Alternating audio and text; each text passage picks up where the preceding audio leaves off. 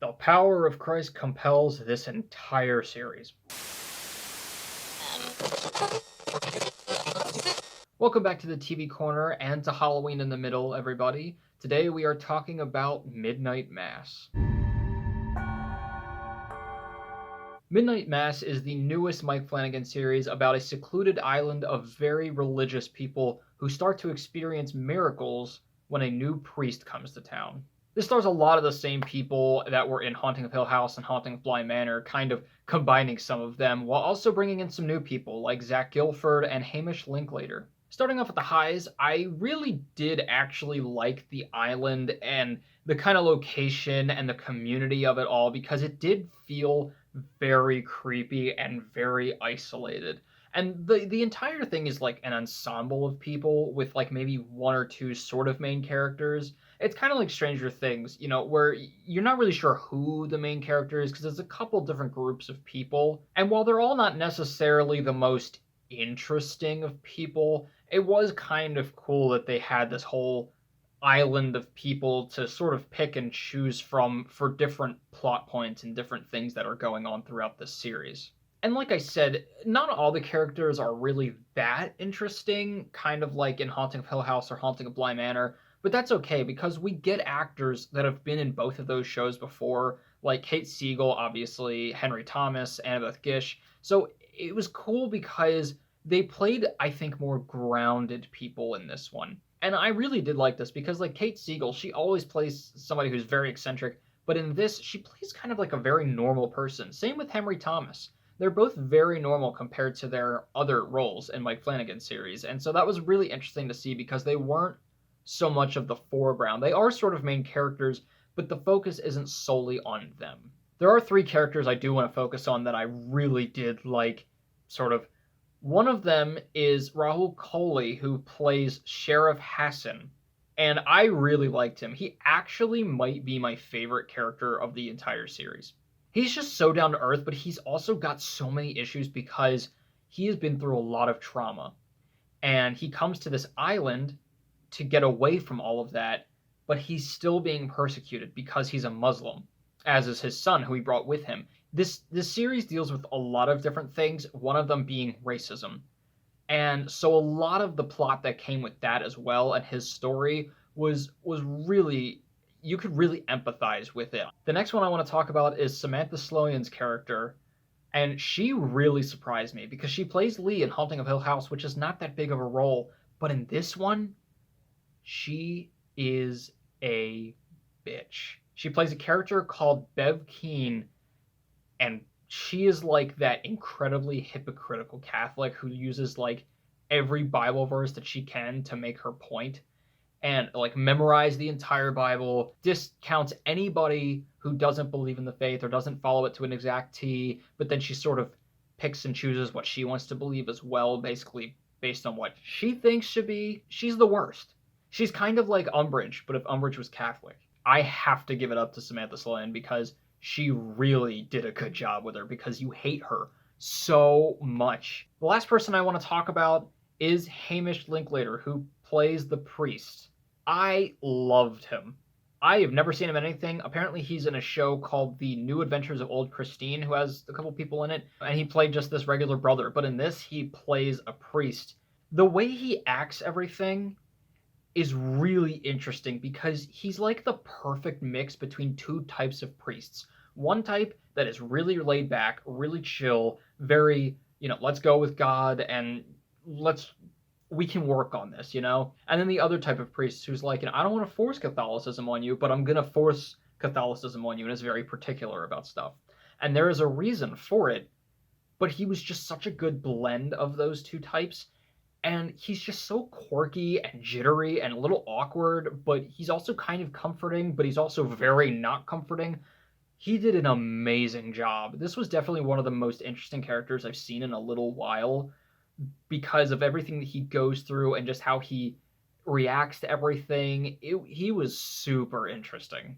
The story itself is also really cool because it's kind of a new modernized version of two very classic Halloween stories, but also working towards a metaphor as well, and I'll get to that in a second. But the actual story itself is kind of cool, especially what it gets towards. It's really creepy, and while it's kind of slow, once it gets to the sixth episode, it is insane. Like, when you think Midnight Mass, you think something creepy is going to happen in the dark in this church, and it does. It was everything I'd hoped for in the weirdest way. It was such a creepy episode. There's a lot of very small creepy moments in this series that are like, I don't want to look, but I kind of do. And then there's just a lot of really great jump scares that, again, jump scares aren't always the best thing, but when done right, they're really good. And so I think Mike Flanagan once again did a really good job making this a very creepy show on many levels. The main of which is that it is a commentary on Catholicism. I am a Catholic. I was terrified by this show. It shows a lot of things that Catholics do, but turns it on its head and uses it to forward this story that isn't necessarily a horror at first, but turns into a horror. And it's kind of brilliant. The way that they were able to use all these Bible quotes and everything, again, not like I'm trying to be blasphemous here, because again, I am Catholic, but it's commentary on what the church says versus what it does, how it leads people, just everything like that. And obviously, Catholicism is not incredibly popular at the moment. But without even bringing in very relevant debates that are going on right now, without even getting into those, it never even brings them up. It still is able to be a commentary on this doesn't really seem normal like it should be, or this doesn't really seem as faithful as I thought it might have been as it was told to me. Things like that. It's a really good, it makes you think a lot. I can't really go into it a whole lot, and there's actually way too much to even break down. It's a really good piece to make you think, especially if you're a Catholic. If you're not a Catholic, you will find this interesting, even though it's a little slow. I'll get to that in a second. You will find this interesting from the perspective of, yeah, maybe this is what I think of. Not very literally, but in terms of concepts, this is what I think of it.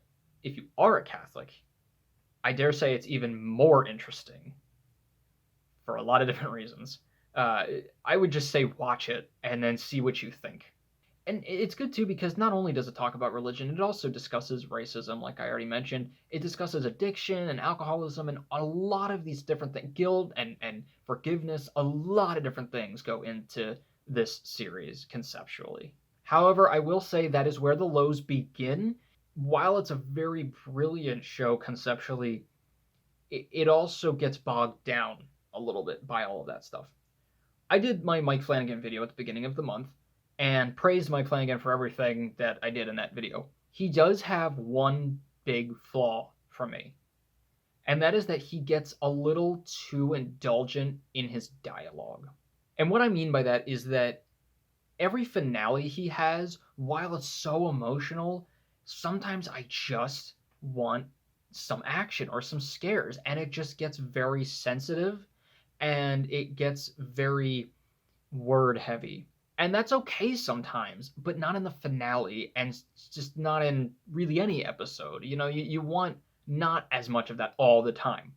But I don't think it has been as apparent in either of the other shows as it is in this one. Because it doesn't even just happen in the finale, it happens in every episode. Obviously, because it's talking about religion, there's going to be a lot of discussion and dialogue. That's fine. But there is a certain scene that actually comes back in the finale as well. I think maybe 3 or 4 episodes in, and it is absolutely frustrating to get through because on one hand, the dialogue is beautiful. It is like some of the coolest stuff I've ever heard. And going back and rewatching it again now, having finished the series, I can really enjoy that dialogue. I can really enjoy these concepts. Even if it was written down as like a poem, it's beautifully laid out. When you're watching it for the first time, and you're like, I just want to get to whatever's happening next, it is like pulling teeth. The scene just does not end. It's between two characters, and they both are talking about the concept of death and time. They talk about it so well. forever. I remember I am energy, not memory, not self. My name, my personality, my choices all came after me. I was before them, and I will be after, and everything else is pictures, picked up along the way. Fleeting little dreamlets printed on the tissue of my dying brain. And I am the lightning that jumps between. I am the energy firing the neurons, and it just goes on and on. And then, like I said, it comes back in the finale as well. It's very long if you're not into it. And even if you're into it, it's very long. Like, I highly appreciate the consideration given to dialogue and to themes and to ideas. But sometimes it's like, you just gotta cut it, man. Write a poetry book. My other low, kind of tying into that, is the finale. The finale, actually, I want to say, is the most interesting of all three finales we've gotten so far, because Haunting of Hill House and Bly Manor, they start out really creepy for about the first 5 or 10 minutes, and then they get really slow for the rest of it. This one is kind of consistently, slower and then more action, and then slower and then more action. But it just has this weird kind of pacing to it here and there, because there are things that happen, and I'm like, I don't know why these characters are just standing around letting it happen. It's like I described Avatar, like the last Airbender, the Shyamalan one. I always describe the action scenes as what they look like in my head before I actually write something down, or before you actually see it in the movie fully, like at full speed. It's like when you're creating an action scene and you have to go like thing by thing, so it all makes sense, but then you put it together and it's faster. But like, this was like one small slow thing after the other in the second half of the episode. And so it was like, it doesn't make sense why some characters are letting some things happen and why they're not doing anything about it. It was just really weird. The entire series is a slow burn. It's okay, but it is slow. It is kind of plotting sometimes. There are things that are held on for a long time. But in the last episode, it was just weird, considering it was the climax of everything. It was something that was very action-based. And then certain characters don't really step up.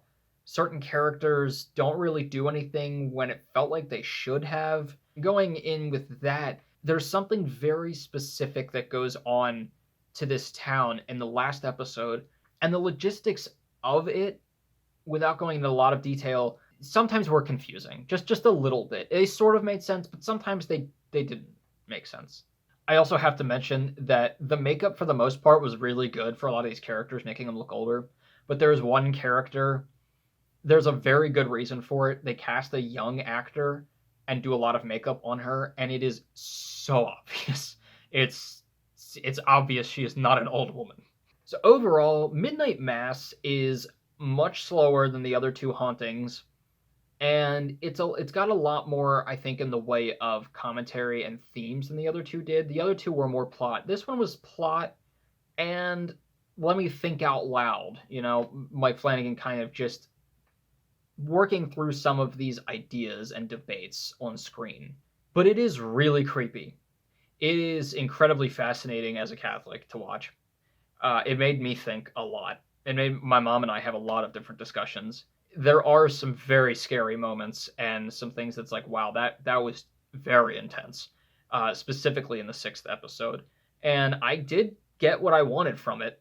I think it's just a little slow for some people. It is a very slow burn. If you like A24 stuff, you're probably going to like this. But, I think Mike Flanagan, made a really good one once again. I don't think it's anything to be like, you shouldn't watch this. In fact, I think a lot of people should watch it. It's very interesting. And again, it's just kind of a good, interesting take on two different Halloween tropes, kind of mashing them together and making it a very real world thing. I'm going to give Midnight Mass a 3 out of 4.